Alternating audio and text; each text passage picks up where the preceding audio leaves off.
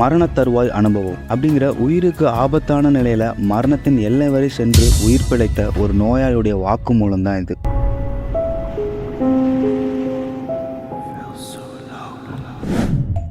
அந்த வேலையில் என்னோட இதய துடிப்பு நின்று போயிருச்சு. நான் என்னோட உடம்பை விட்டு வெளியேறினேன். அப்படி உடம்பை விட்டு வெளியேறினா அந்த அறையின் மேற்கூரையிலிருந்து கீழே நடக்கிறது எல்லாத்தையுமே பார்த்தேன். மேல இருந்து நான் பார்த்தபோது என்னோட உடம்பை சுற்றி சிலர் நின்றுகிட்டு என்னை மீட்கும் வேலையில ஈடுபட்டாங்க. மேல இருந்த நானும் என்னை விட்டு போங்க, என்னை தனியா விடுங்க அப்படின்னு கத்துனேன். நான் பேசினது அவங்க காதிலே வாங்கிக்கல. அதன் பிறகு நான் ஒரு சுரங்க பாதை போன்ற ஒரு பாதையில வேகமா பயணிச்சேன். பிறகு ஒரு ஒளி வெளிச்சத்துல நனைஞ்சேன். அதே வேளையில என்னிடம் அளவற்ற மகிழ்ச்சியும் அன்பும் காணப்பட்டதை நான் உணர்ந்தேன். பிறகு என்னுடைய ஒட்டுமொத்த வாழ்க்கையும் வெகு விரைவா என் கண் முன்னே ஒரு திரைப்படம் போல ஓடுனதை நான் பார்த்தேன். அதன் வாயிலாக என்னுடைய வாழ்க்கையில் நடந்த நல்லவை கெட்டவைகள் எல்லாம் நான் நினைவுபடுத்திக்கிட்டேன். பேராற்றல் கொண்ட அந்த ஒளியானது என்னிடம், நீ உன் வாழ்க்கையில உனக்காக என்ன செஞ்ச, மற்றவங்களுக்காக என்ன செஞ்ச அப்படின்னு கேட்டுச்சு. சிறிது நேரத்தில் இறந்து போன என்னுடைய பெற்றோர்கள் என் கண் முன்னாடி வந்தாங்க. அவங்க என்கிட்ட, நீ இப்போதைக்கு எங்களோட தங்க முடியாது, அதுக்கு இன்னும் காலம் இருக்கு, நீ மறுபடியும் திரும்பவும் கடலுக்கே போ அப்படின்னு சொன்னாங்க. அவங்களுக்கும் எனக்கும் இடையே ஒரு கோடு போல இருந்துச்சு. இந்த எல்லைக்குள்ள நீ வர வேண்டாம் அப்படின்னு அவங்க சொன்னாங்க. அடுத்த நொடியே நான் என்னுடைய உடலுக்கு திரும்பினேன். எனக்குள்ள உடல் வலி ஏற்படுறதை நான் உணர்ந்தேன்.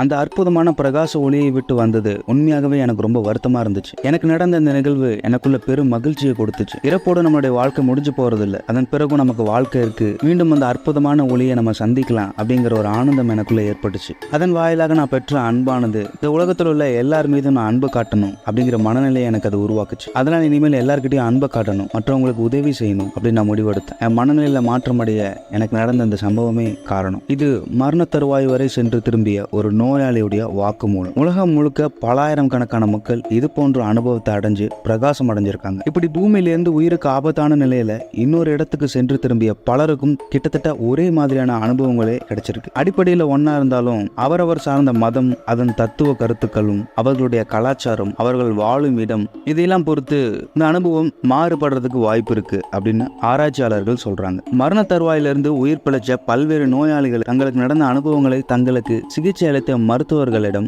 என்ன நடந்துச்சு அப்படிங்கறத சொல்லியிருக்காங்க. அவங்க சொல்லக்கூடிய அனுபவங்கள் ஏறத்தாழ ஒரே மாதிரியே இருந்தாலும் ஒரு சில வேறுபாடுகள் அதுல இருக்கு. இதற்கு என்ன காரணம் அப்படின்னு பார்த்தா, இந்த மாதிரி அனுபவம் கிடைச்ச எல்லாருமே பிரகாசமான ஒளியை பார்த்ததா கூறியிருக்காங்க. அதை ஒவ்வொருத்தரும் ஒவ்வொரு விதமா விளக்கி இருக்காங்க. இதய நோயால் பாதிக்கப்பட்ட ஒரு குழந்தை, ஒரு உயரமான மனிதர் ஒளியோடு காணப்பட்டதா சொல்லியிருக்கு. சிலர் தாங்கள் இயேசு கிறிஸ்துவை பார்த்ததா சொல்லியிருக்காங்க. சிலர் கன்னி மேரியை கண்டதா சொல்லியிருக்காங்க. சிலர் தாங்கள் புத்தரை பார்த்ததா சொல்லியிருக்காங்க. சிலர் தாங்கள் சிவபெருமானை தரிசித்ததா கூட சொல்லியிருக்காங்க. அடிப்படையில் அவங்க எந்த மதத்தை சார்ந்திருக்காங்களோ அதன்படி இவங்களுக்கு இந்த மாதிரியான ஒளி காட்சிகள் ஏற்படுறதா ஆராய்ச்சியாளர்கள் சொல்றாங்க. 100க்கும் மேற்பட்ட மக்கள் இந்த மாதிரியான அனுபவத்தை ஒரே மாதிரி சொல்லியிருக்காங்க. அதே போல இவங்க எல்லாருமே மரணத்துக்கு பிறகு இன்னொரு வாழ்க்கை இருக்கு அப்படிங்கறதையும் இவங்க உறுதியா சொல்றாங்க. எல்லாருடைய மனசுலையும் பதிஞ்ச இந்த காட்சிகள் நமக்கு மரணத்துக்கு பிறகும் வாழ்க்கை இருக்கு அப்படிங்கறத இவங்களை உறுதியா நம்ப வச்சு. இந்த மாதிரியான அனுபவத்தை ஒருத்தர் சொல்லும் பொழுது அறிவியல் அறிஞர் ஒருவர் இதெல்லாம் உண்மை இல்லை, இதெல்லாம் பிரம்ம என பல்வேறு கூற்றுகளை முன்வைக்கிறார். அதுக்கு அந்த நபர், இல்ல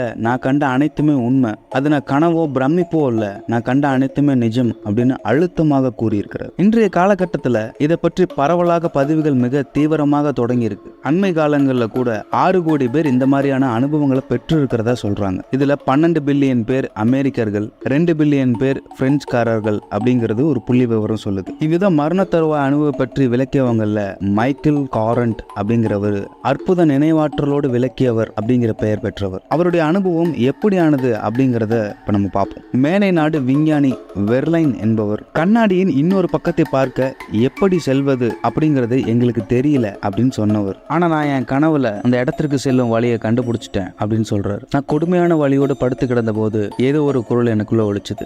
நீ உன்னை மூடிக்கொண்டால் அதன் பிறகு உனக்கு வலி இருக்காது அப்படின்னு அந்த குரல் சொல்லுச்சு. சிறிது நொடியிலேயே நான் என்னோட உடம்பை விட்டு வெளியேறிட்டேன். எனக்கு வலி எதுவும் இல்லை. என்னோட எடையவே என்னால உணர முடியல. என் மனசுல எந்த ஒரு குறையும் இல்லை. அப்போ நான் சுவற்றோட மேல் பகுதியில் இருக்கிறதா பார்த்தேன். அந்த சுவர் முடிவில்லாத ஒன்றா இருந்துச்சு. அதற்கு ஆரம்பமும் இல்லை, முடிவும் இல்லை. என்னை ஏதோ ஒரு ஆற்றல் இந்த சுவற்றோடு என்னை இணைக்க வைத்தது. நான் சின்ன உருவமாக ஒரு குழந்தை போல நிர்வாணமா காணப்பட்டேன். நான் பயந்தேன். எல்லாவற்றிலும் இருந்து நான் தனித்திருந்தேன். ஒவ்வொருவரையும் விட்டு விலகி இருந்தேன். சப்தங்களிலிருந்து விலகி இருந்தேன். எங்கும் பேரமைதி காணப்பட்டுச்சு. எனக்கு குளிர் அடிச்சது, மிக கொடுமையான குளிர். அதன் பிறகு மர்மமான அந்த சுவர் நகர ஆரம்பிச்சது. நான் அதுல இருந்து கீழே விழுந்தேன். திரும்பவும் என்னோட உடம்புல நான் வலியை உணர ஆரம்பிச்சேன். என்னை சுற்றி குளிர் அடிச்சது. சில ஒலிகளை நான் கேட்டேன். மறுபடியும் நான் கண் முழிச்சேன் அப்படின்னு வெர்லைன் அப்படிங்கிறவர் சொல்றாரு.